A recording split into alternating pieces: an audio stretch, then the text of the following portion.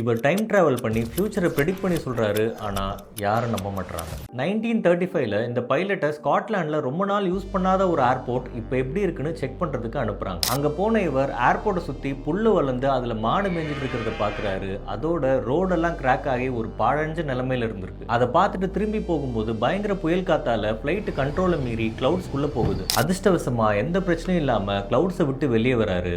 Surprisingly இன்னமும் அந்த ஏர்போர்ட்டுக்கு மேல தான் பறந்துட்டு இருக்காரு. ஆனா இந்த வாட்டி அந்த ஏர்போர்ட் பழைய ஏர்போர்ட்டா இல்லை, ஒரு புது ஏர்போர்ட்டா மாறி 4 எல்லோ கலர் பிளேன்ஸ் இருக்கிறத பார்க்குறாரு. அதுலேயும் ஒன்று இவங்க ஏர்ஃபோர்ஸ்லேயே இல்லாத லேட்டஸ்ட் மாடல். அதோட அங்கே வேலை பார்த்துட்டு இருந்தவங்க ப்ளூ கலர் யூனிஃபார்ம் போட்டிருக்கிறத பார்க்குறாரு. அது இவருக்கு இன்னும் ஷாக் ஆகுது. ஏன்னா இவங்களோட யூனிஃபார்ம் கலர் ப்ரௌன். ஒரு குழப்பத்திலே போய் இவங்க ஆஃபீஸர்ஸ் கிட்ட சொல்றாரு. எல்லாரும் அது கனவா இருந்திருக்கும், கிண்டல் பண்றாங்க. 1939ல் 5 வருஷத்துக்கு அப்புறம் அந்த ஏர்போர்ட்டை ரினோவேட் பண்றாங்க. பிளேன் கலர் எல்லோவா மாறுது. லேட்டஸ்ட் பிளேன் வாங்குறாங்க அண்ட் யூனிஃபார்மும் மாற்றுறாங்க. உங்களுக்கு இப்படி ஒரு சான்ஸ் கிடைச்சா பாஸ்ட்டுக்கு போய் எதை மாற்றுவீங்க?